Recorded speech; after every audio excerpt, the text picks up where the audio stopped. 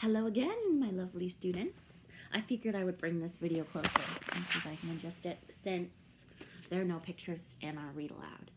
And I also forgot to tell you, this is my guest bedroom, but I've converted it into Miss Boucher's classroom. So I'm on a comfy bed, I have a lamp next to me, I have all my books, and like I said, I brought our read aloud home. Now I know the last chapter we read was chapter 5, so I'm going to start by reading chapter 6 today, and I'll try to do a chapter every couple of days so that you can see what happens to Lily and her family. All right, so we are going to continue reading A Handful of Stars. Before we do, I'm going to ask you some questions maybe you can tell your parents about or your siblings, or you could even talk to me about it and send me a video or a message. So where does this story take place? What state? Do you remember what state it takes place in? And Lily's friend that she met when her dog Lucky ran away, what was her friend's name? And what does her friend do with her parents for a job? If you want a hint, look on Lucky's nose. So we know that in chapter 5, Lily found some pictures that Dr. Katz showed her of her mother. And we know that Lily's not with her mother. We don't know where her mother is, but it made her a little sad to see the photos of her mom because she hasn't seen a lot, but it also made her happy because now she's realizing that her mom had this awesome life where she lives now. Chapter 6. Early in the next afternoon, I looked up from painting to see my friend Hannah coming up the store aisle, carrying a bunch of empty grocery bags. "Hi, Lily," she said. I smiled, but my mouth stayed closed. I used to feel 100% happy when I saw her, but now there's always a little bit of doubt mixed in. Third graders, do you know what the word doubt means? Doubt means when you're not so sure about something. Lucky only felt happy though. His tail wagged so hard, it's a wonder his whole back end didn't lift off the air like a helicopter. He always loved Hannah, and still does. I'd hardly seen her since school let out in June. Her dad's a lobsterman, and she helps out on his boat in the summertime. But she doesn't have to work on Sundays and stormy days, and I hadn't even seen her on those days. Now I know all of you remember our Piper Green books that we read over the past couple months, and we know that Piper's dad was also a lobsterman. What do you think a lobsterman's job is? That was talked about a lot in Piper Green, so you can use the information you learned in Piper Green about what a lobsterman does and use it to figure out what Hannah's dad does as a lobsterman. As Hannah patted my dog Lucky, I glanced out the store window to see if a lightning storm had rolled in while I was busy painting. Nope, it was just blue sky and sunshine. How come you're not working today? My grandpa had a doctor's appointment and he needed my dad to drive him, she said. They invited me to go, but it didn't sound like so much fun. So Mom asked me to pick some bags of sea lavender. She wants to make some wreaths to sell at the Blueberry Festival. Want to ride your bike down to the boat landing with me and help? Mom said there are some patches of sea lavender growing right there. I looked at the clock over the door. It was already 1 o'clock. Would Salma come today? I didn't want to miss her. But if I said no, Hannah might not try to hang out with me again. Maybe I could go with Hannah and be back before Salma got here. Okay, I said. Let me put Lucky upstairs.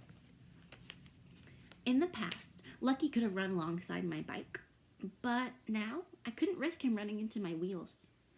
It's one of the things I can't wait to do again after his operation.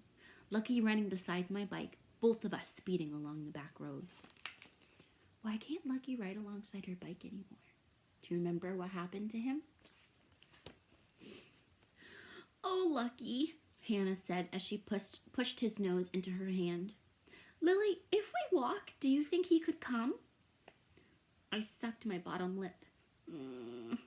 Walking would take longer, but Lucky was so happy to see Hannah, I could write Selma a note just in case I was late. I guess we can walk, I said. Would you run upstairs and get Lucky's Leash for me?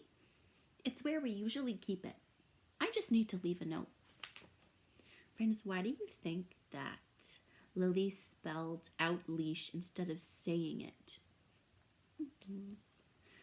I know that in my experience with dogs, sometimes if you say, do you want to go for a walk? They get really excited and start bouncing up and down. But if you say, do you want to go? Or if you say to your friend, I think we should take my dog for a WALK, because dogs can't spell, they don't know what it means. So maybe that's why she spelled it.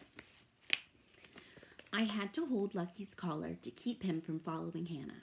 He whimpered. She'll be right back, I said to comfort him. But when someone leaves, Lucky doesn't know if they're going for 1 minute or for forever.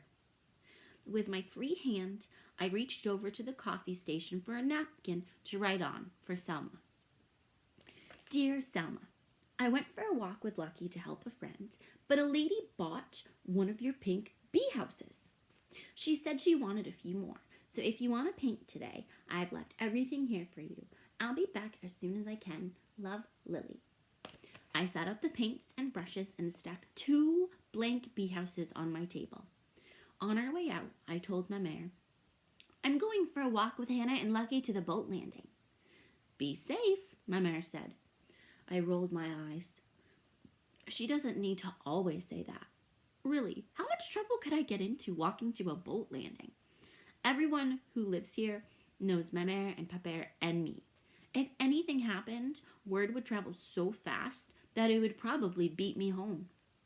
Occasionally, I felt like kind of being a little sarcastic and saying to my mare, I plan on being reckless and crazy today. But she probably wouldn't think it was funny. It usually ends in me staying home, going nowhere if I try to be sarcastic with her. I'll be safe, I said to her. And Lucky started to pull us down the road. So, what have you been doing this summer? I asked Hannah. I've been working a lot, she said. But remember my friend Brandon? Never heard of him, I wanted to say. But then she'd just start the whole story over from where she met him. And I'd already heard that part a million times. So I said, yep, I remember. He and I got to see each other at the grocery store.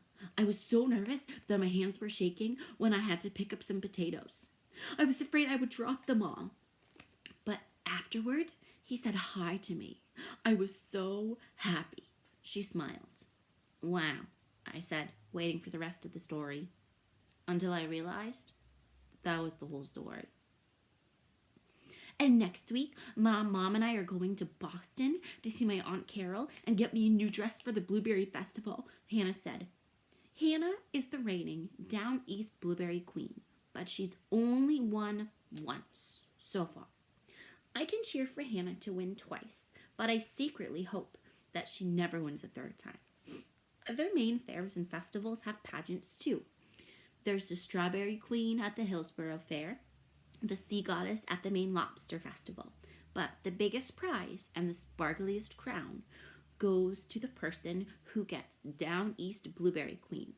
For the past year, Hannah has worn her big silver and blue jeweled crown in nursing homes, at schools, in parades, and at fairs all over the state. And we're going to stop there because chapter 6 is a long one, and I will finish reading chapter 6 later, but that is what we'll read today. So I hope that you enjoyed finding out some more about Lily, and maybe you can make some predictions of what will happen when Lily, her friend Hannah, and Lucky venture down to the boat launch to try to pick some flowers and things to put on wreaths. Bye, third graders. I love you. Talk to you soon.